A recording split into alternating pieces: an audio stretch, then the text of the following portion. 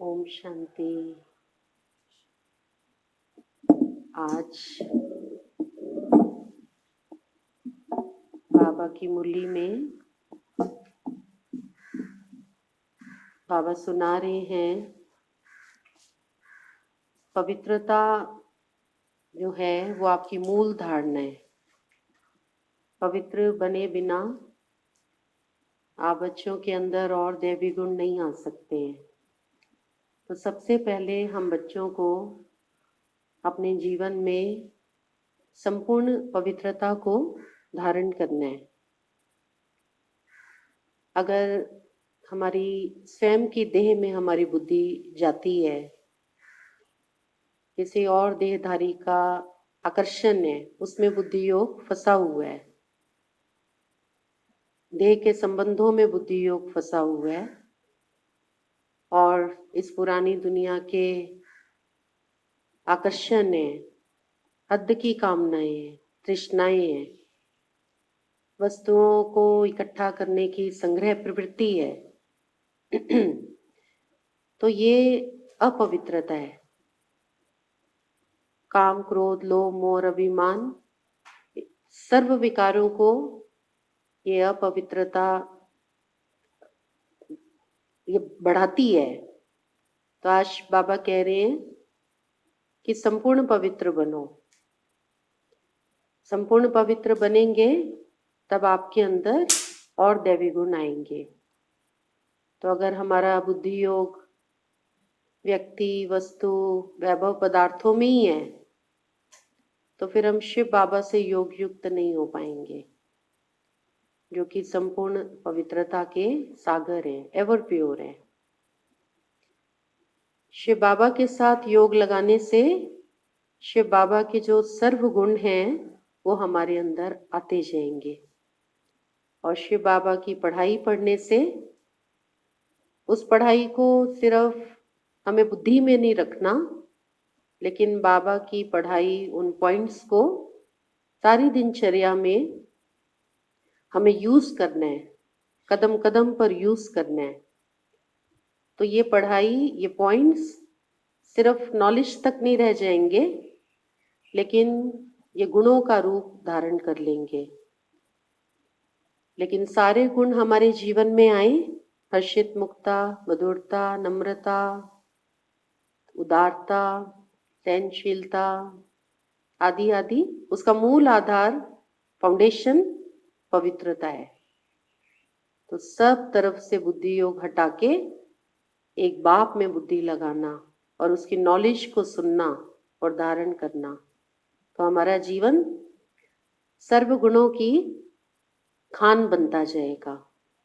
और फिर आज बाबा मुरली में सुना रहे हैं कि शांत रहना बहुत अच्छा है, शांति भी बहुत अच्छा गुण है। बाबा ने कहा आवाज से धीरे धीरे किस अवस्था में जाओ? मूवी। और मूवी से धीरे धीरे साइलेंस में जाओ। आप रॉयल बच्चे हो। रॉयल बच्चे बहुत कम बोलते हैं, किसी से लड़ाई झगड़ा नहीं करना है, शांत अपने को रखना, ये भी हमको आना चाहिए। तो बाबा को ये गुण बहुत प्रिय है। अगर हम बचपन से लेकर, जब से हमने जन्म लिया तब से लेकर अगर आज तक का अपना रिकॉर्ड देखें कि हमने क्या क्या बोले, मानो उसका अगर हम एक कैसेट बना लें तो उस कैसेट को अगर हम सुनने बैठे तो हमें खुद को भी आश्चर्य होगा कि कैसेट के किसी भाग में हम किसी को डांट डपट रहे हैं, उसके किसी और भाग में हम किसी से लड़ाई झगड़ा कर रहे हैं, कहीं हम अपशब्द बोल रहे हैं, कहीं हम बद्दे मजाक कर रहे हैं, कहीं हम किसी का अपमान कर रहे हैं, किसी को गिराने वाली बातें कर रहे हैं, कैसेट के किसी भाग में हम व्यर्थ बातें कर रहे हैं। और जब हम उस कैसेट को सुने तो हमें खुद को भी आश्चर्य लगेगा, अरे हमने ये बोल भी बोले हुए हैं। तो अगर हमको कोई कहे कि इस कैसेट के आप छटाई करो और इसमें से कुछ ऐसे शब्द निकालो जो आपको भी लगे कि आपने यथार्थ बोले थे, समझदारी के बोल बोले थे, किसी का उमंग उत्साह बढ़ाने वाले बोल बोले थे, किसी गिरे हुए को उठाने वाले बोल बोले थे, किसी का जीवन संवारने वाले बोल बोले थे, किसी में आशा की किरण पैदा करने वाले बोल बोले थे, प्रभु से मिलन मनाने वाले बोल बोले थे। तो शायद हमको बहुत ही कम अपनी ही उस कैसेट में वो शब्द सुनने को मिलेंगे, और उस कैसेट को सुनने के बाद हमें ऐसा लगेगा, अरे ये तो मैंने अपना भी दिमाग खाली किया सारा जीवन, और जिनके प्रति मैंने ये बोल बोले उनका दिमाग भी मैंने खाली किया। आज संसार के बहुत सारे लड़ाई झगड़े, उसका जो मूल कारण है अधिक बोलना है, ज्यादा बोलना, अपशब्द बोलना, व्यर्थ बोलना। तो शिव बाबा हमें क्या सिखाते? एक चुप सो सुख। बाबा कहते हैं अपने को शांत शांत शांत करते चले जाओ, पहले तोलो और फिर उसके बाद बोलो। अब तक की तो जो कैसेट बन गई सो बन गई, उसको पास्ट इज पास्ट। लेकिन आगे की जो अभी रिकॉर्डिंग हो रही है उसमें तो हम कुछ ऐसे बोलने सीखें जो भविष्य में अगर उस हिस्से को हम सुने तो हमें खुशी प्रदान करे, हमें अपने से संतुष्टि हो, तसल्ली हो कि कुछ इस संसार में आकर मैंने समझदारी के बोल भी बोले, यथार्थ बोल मैंने बोले, आशीर्वचन मैंने बोले। तो हमें चुप रहना है, और चुप्पी का अर्थ जो है वो ये नहीं है कि हम किसी से सिर्फ मुख से वार्तालाप नहीं कर रहे हैं। चुप्पी का अर्थ क्या है? हम मन से भी किसी देहधारी से वार्तालाप नहीं कर रहे हैं। बाबा कहते हैं शांत रहना, चुप रहना, अर्थात ये एक बहुत ऊंची स्थिति है। आप शांत हो और आपका मन महान और उच्च विचारों को जन्म दे रहा है, और उससे सारा वातावरण शांतमय बनता जा रहा है। आपको स्वयं को भी असीम शांति का अनुभव हो रहा है उन उच्च महान श्रेष्ठ विचारों से, और वातावरण में भी वो शांति फैल रही है, और वो आपके वाइब्रेशन अशांत आत्माओं को भी शांति प्रदान कर रहे हैं। तो अगर हम कम से कम आवाज में अपने को लाना सीखते जाएं, उससे हमारी बहुत शक्ति संचित होगी, व्यर्थ नहीं जाएगी। कुछ घंटे, कुछ दिन अगर हम मौन का अभ्यास विशेष रूप से करें तो वो और भी अच्छा है। और एकदम साइलेंस में जाकर, जो मैंने कहा, बाबा ने जो हमें साइलेंस की परिभाषा बताई है, उस साइलेंस में जाकर जब हम आवाज में आएंगे तो वो हमारा बोलना एक अलग प्रकार का बोलना होगा, सबको लाभ पहुंचाने वाला, सबको सुख देने वाला, सबका जीवन बनाने वाला। तो बाबा कहते हैं आज शांति में रहना, आवाज में नहीं आना। और फिर आज बाबा कहते हैं तुम बच्चे आशिक हो और मैं तुम्हारा माशूक हूं।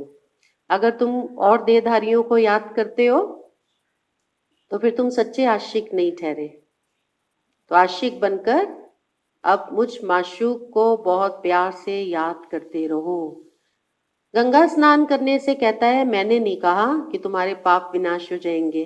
माशूक कहता है कि तुम मुझे याद करो तो मेरी याद से तुम्हारे पाप विनाश होंगे।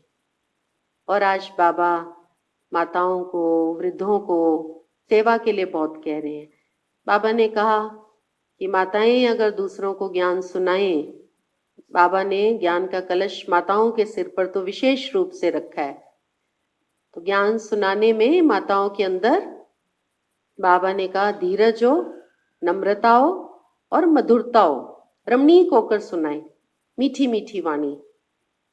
तो बाबा ने कहा कि उनकी बात सब सुनेंगे, और वृद्ध भी अपने अनुभव से सुनाएंगे कि बाबा के पास आकर हमको जीवन में क्या प्राप्तियां हुई, क्या फायदे हुए, हमारे जीवन में कितने परिवर्तन आए। तो वृद्ध की बात भी और सुनेंगे, कहेंगे अनुभवी सुना रहा है।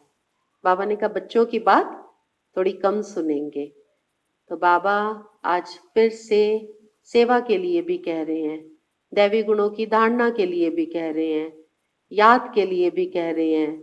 तो सुप्रीम टीचर ऐसे ही कहेंगे कि हमको रोज की मुरली में देखा जाए तो चारों सब्जेक्ट्स कवर कराते हैं, ताकि मेरे बच्चे पास विद ऑनर हो जाए, कोई भी इनके अंदर कमजोरी ना रह जाए, कमी ना रह जाए। और फिर आज बाबा ने वरदान भी बहुत अच्छा दिया, रोज ही एक से एक अच्छा वरदान होता है। आज सतगुरुवार का वरदान है। सबसे पहले तो हमारे सभी भाई बहनों को सतगुरुवार की विशेष स्पेशल गुड मॉर्निंग और ओम शांति। आज सभी ने प्यारे बाबा का भोग तैयार किया होगा। सभी बाबा को बहुत प्रेम से जब यहाँ क्लास में भोग लगता है भोग स्वीकार कराएंगे। बाबा ने तो यहाँ तक भी मुरलियों में कहा हुआ है कि अगर मेरे को भोग स्वीकार कराए बिना नाश्ता करते हो तो जैसे कि तुम चोर हो।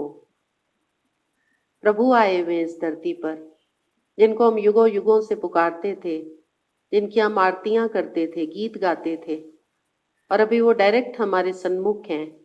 पहले हम उनको इनडायरेक्ट हम उन तक अपना भोग पहुंचाने का पुरुषार्थ करते रहे, अभी डायरेक्ट सामने है। तो हम बाबा को बहुत प्यार से भोग स्वीकार कराएं। अपने अपने घरों में, प्रवृत्तियों में, वो बाबा के ही घर हैं। हम बाबा का आवाहन सतगुरुवार के दिन तो और विशेष रूप से करें, रोज ही करना है, सतगुरुवार के दिन विशेष रूप से हम बाबा का आवाहन करें। तो आज सभी बाबा के बच्चे बाबा को भोग भी स्वीकार करा रहे होंगे, और उसके बाद हम सब फिर बाबा की याद में उस भोग को स्वीकार करेंगे। तो आज सतगुरुवार का बाबा जो वरदान दे रहे हैं हम बच्चों को, संगठन की शक्ति, इसको बढ़ाना है।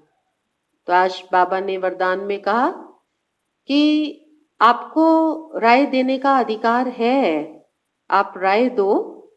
जब कोई भी बात की प्लानिंग की जाती है, कोई सेवा योजना बनाई जाती है, किसी कार्य को करने के लिए जब बहुत सारे लोग इकट्ठे होते हैं तो आप अपनी राय दे दो, और फिर आप राय देकर फिर क्या हो जाओ, साक्षी हो जाओ। आपकी राय को स्वीकार किया जाए तो भी संतुष्ट रहो, और आपकी राय को स्वीकार न किया जाए तो भी आपके मन में ये भावना नहीं आनी चाहिए कि देखो मैंने राय दी और इन्होंने मेरी राय को स्वीकार तो नहीं किया। तो वो भी सूक्ष्म अभिमान हो जाता है। अगर हमारी राय को स्वीकार नहीं किया गया तो मेरा मैंपन टूटा। तो निर्मल हृदय से, स्वच्छ हृदय से, सरल स्वभाव से आप अपनी राय दे दो। फिर सारा संगठन जो उसको पास करे आप उसको सहर्ष स्वीकार करो। तो इससे बाबा ने कहा आपका संगठन का जो किला है वो बहुत बहुत मजबूत रहेगा, उसमें एकता रहेगी। कोई भी किला जब बनाया जाता है, अगर उसमें से एक ईंट भी निकाल दी जाए, सारे किले में दीवार खड़ी की गई, एक ईंट बाहर निकाल दी तो वो बहुत कमजोर हो जाएगा।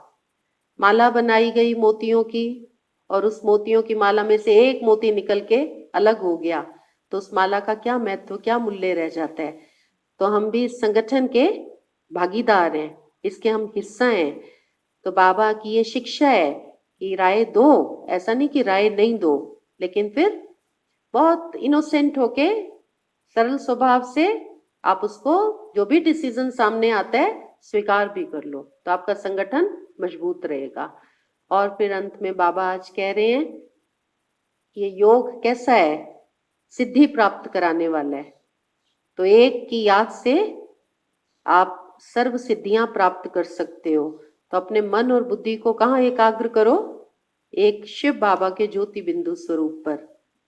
फिर आपकी आत्मा में इतनी शक्ति आ जाएगी कि आप जो संकल्प करेंगे स्व कल्याण के लिए और विश्व कल्याण के लिए निस्वार्थ भाव से, वो आपका संकल्प